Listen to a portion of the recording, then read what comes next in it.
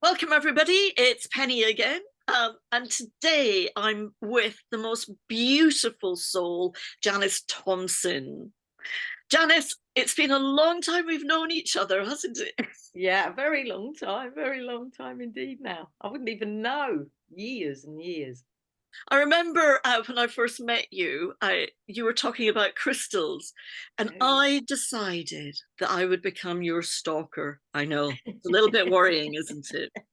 So before I go on about my own issues, would you like to just give us a little bit about your background and how you came into EFT and your a little bit of story of yours? Yeah, certainly. So I suppose I started with my study, in which I loved exercise. I've always loved exercise. I've always been a runner. I've always loved, different types of exercise. So I did my first degree in exercise physiology and a bit of nutrition there. Love that. And then I did a master's in the same sort of subject. But it was interesting actually, because even then for my masters, what I did was a study about children and how well they could perceive their own efforts compared to physiologically how much they were working. So even in those early ages, I was quite interested in how we feel and how we're aware of our own bodies. So, I look back now and think, oh, it's so interesting to see links, can't you? And then I started my own personal training business and lecturing in because I did some psychology as well, a lot of psychology research. So I started lecturing in that. So lovely. Personal training business was going great. Running was going great. Lecturing was all good. And then, as I'm sure everybody knows, with my big Joy Beyond Grief banner at the back and all my work with that I struggled with my own loss, and that's when I found EFT Yeah. because I'd been trying to help myself for about 5 years. I think it was 5 years into my grief that didn't seem to be easing up that much. I found EFT and Carl, and I was a classic. I went along thinking no one's going to see anything with me. I'm going to be Mrs. Poker Face. Did the classic in the front line, 10 minutes in, bawling my eyeballs out. Absolute breakdown. But I went away from there feeling, wow, something has shifted for the first time. And from then, I just started, I trained to become a practitioner. And on it went to being a trainer and then specializing in grief work and looking at it from so many different angles because it's such a taboo subject. People don't talk about it. So, that's how I moved into It's this so world. interesting, isn't it? Because you've written this beautiful book. I don't know if the light's shining on it, it's so glittery. Joy Beyond Grief. And I say it's glittery, which seems almost paradoxical when we're talking about grief. And Yeah. this, I used to think, I don't know about you, darling, that it was just a British thing, stiff upper lip about grief. Yeah. And, we don't even talk about people dying. They pass away. Yeah. Yeah. Oh, absolutely. It is such a taboo subject, especially in the Western world. I'm generalizing, but particularly in the Western world. It's nobody wants to talk about death. Oh, don't talk about death. Don't talk about dying. Don't talk about grief. You're supposed to get over it really quickly. 2 weeks, come back to work. Nobody mention it. People cross over the road if they know that someone's died, and that's not how it used to be. There's so much fear and anxiety and worry around death that it's enormous now. And that's when I sort of went on my passionate mission to try and change that by talking about death and grief and, not only working with clients, but helping practitioners because, we're all in that same boat. Even as a practitioner, we don't want to talk about that. We don't want to talk about death. So that's why I do trainings as well with my grief, but it's not helpful. It's not helpful for people that are grieving. It's What do you think about this? Has just come to me. I saw an article saying if you want to be in the wellness industry, longevity is what to focus on. Do you think that social media is actually keeping us in fears? Being younger, more, I don't know, Botox, lose weight, you have to look this way, do this. You have to stay young. It's almost a whole fear in itself about aging. And Yeah, oh, yeah. Massive. Oh, now you can get me on my horse. We could be for days now, Penny. And we often are when we get together talking. But yeah, we're all supposed to look 30 when we're 60. I mean, why? You see the, magazines of people, women, actresses that suddenly go out without makeup and they're absolutely hounded and treated appallingly. We're all supposed to look young. We're all supposed to be wanting to live forever. Not so sure that that's part of my game plan anyway. But it is part of it though. And we've got to hang on to life no matter what. The amount of people now who die in hospitals compared to die at home is so vastly different now. So our society is really playing on those fears now. Now we see people, lots of tubes and masks and all sorts going on in their dying stages, as opposed to being at home with the family around them.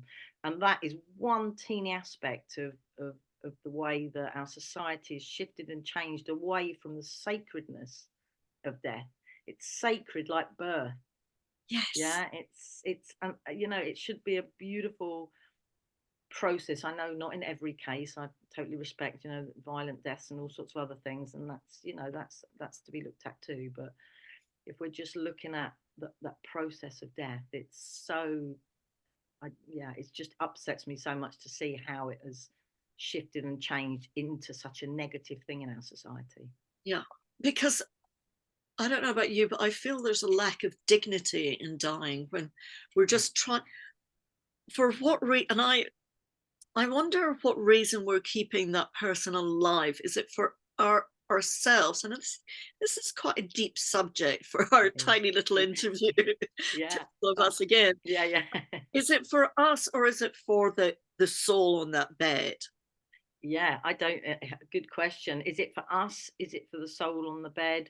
Or is it for us as a group, as a society, to sort of know we've just got to keep that person there for as long as possible? So, even from society point of view, I think there's so many factors in there, but yeah, and when you mention dignity, it's just so, yeah, there's a lot. I see a lot of clients that haven't had And you touch on this in your book, which I just love, and I love your process about the heart. I don't know what you call it actually, and I'm going to misquote you. and I'm not going to remember. Your heart work, and you mentioned the soul has a function while we're in human form, and your heart is the bridge to the soul. Yeah, no, absolutely. And I think, so much work in grief is around the heart. I mean, all our work is around the heart, isn't it? I think everyone's up here all the time so much. That's what we're taught. So we're always trying to analyze our way out of it. And that's so often why so many different therapies aren't always so greatly helpful with grief, because everyone's trying to think their way out of an emotion and feeling, and they're trying to think their way out of their grieving, where it's a matter of the heart. Yeah. Yeah, grief and loss and birth and all these are matters of the heart. So we will find some resolution in the heart around grieving or any of those, the things that I've mentioned. So there is, I could just tell you so many wonderful stories about, as people work with EFT through their grieving experiences, how their whole being changes, how their outlook on life changes, because it is the big life and death stuff. So they do transform, hence me calling my book Joy Beyond Grief, because the transformations are massive. And yeah, I mean, my own personal thing is we're a soul having a human experience. So have that experience and then back to whatever. So I remember another day's talk. yes, but I remember when you helped me when my beautiful Anushka cat died, and I was ready to give up working with my cancer clients, and because Anushka had cancer, and you really helped me come back into my body again. And while other people were saying, "Well, it's a cat," it's get over it. You work. In fact, people were saying, "Well, you work with cancer. What's the big deal?" And you were just so compassionate with me and held that space. Um, it was just so beautiful, and hence I went back to working with my cancer clients again. So I have you to thank for that, darling. Oh, Penny, bless you, you know. And I think you know, that's a massive part of this compassion. Self-compassion is enormous part of the grieving process, you know, and that is a way, one way to maneuver and integrate loss into your own life, that compassion and understanding everybody's loss is the most important thing in their lives to them. Yeah. And everybody should respect everybody's loss, you know. And that's one thing at the retreats I really try and emphasize, because somebody will come along and talk about the loss of their child, and somebody will come along and talk about the loss of their relationship, and there's suddenly this, oh, that's a lot worse than I've got, and oh, why am I even here now? And it's, you know, comparisons is not helpful for anything, certainly not in loss, certainly And I not. love that you've always said in the book, you just come across so compassionate and actually give people tools Yeah. Yeah, I'm to passionate about that as well. Yeah, to tools to navigate. help them. Yeah, that, to me, as well, you know, Penny, because of, you know, your beautiful work. It's so important to be able to empower people, and definitely with the grief work, because people often feel very disempowered or very out of control because all of a sudden this person's gone. They couldn't do a thing, you know, they couldn't do a thing. They've gone, and tools and techniques that are so simple, like our EFT, that can be so helpful when one is grieving and helping them to integrate that grief into their life. Well, don't know if you have just at the top of your head, or you wish to share a matrix experience with either a client that you're given permission to share, or yourself, that matrix has really helped, or you just have that one moment of wow, that matrix you did with a client or yourself. Yeah, interesting. Yeah, I just keep saying EFT, and obviously, I mean matrix or imprinting as well, because that is the golden tool here. That is an absolutely golden tool with grief, um, because it is that sort of the unresolvable, but you can resolve things within grief, because people just will look at it. They'll come in because they don't know any different as this. That's it. You know, I can't, you know, I'm here because I'm in such a dire state, but you can't bring them back. So what's the point? But it's not that, from especially from a practitioner's point of view. It's about helping them, and I'm really keen on emphasizing it's about integrating that grief now into loss. It's not about getting over anything. It's not about trying to get past something or a process. Really, it's about integrating. And oh my gosh, I'm racking my brain trying to think of a particular, because there's so many. That's why. But I tell you, there's certain things that I see occurring again and again, which I love, because then it gives other people perhaps that thought, well, maybe that could be me as well. Because every person's individual, and every matrix or imprinting session is individual. But one thing I see that comes out of helping people in this way, and I'm going to use the word spirituality, but you can use whatever word is right for you, but people become more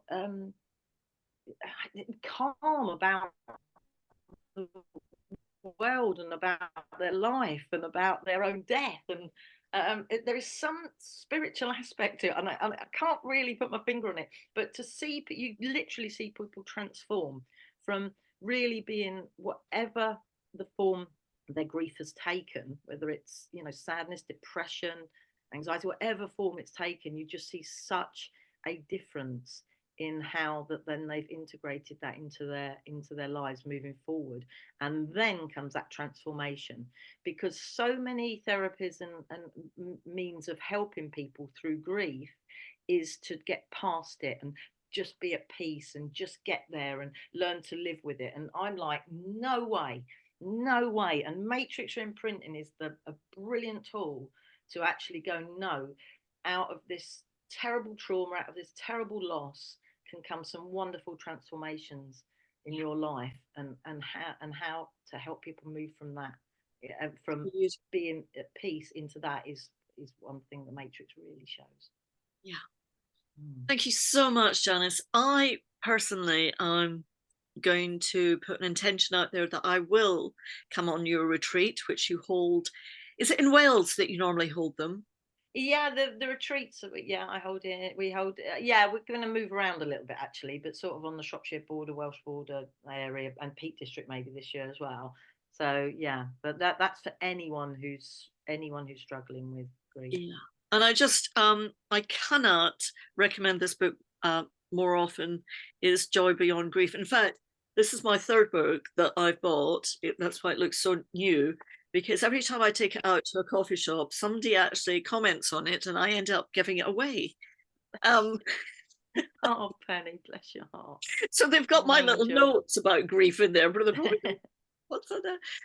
Thank you so much, Janice. It's just been a Thank pleasure you. as always.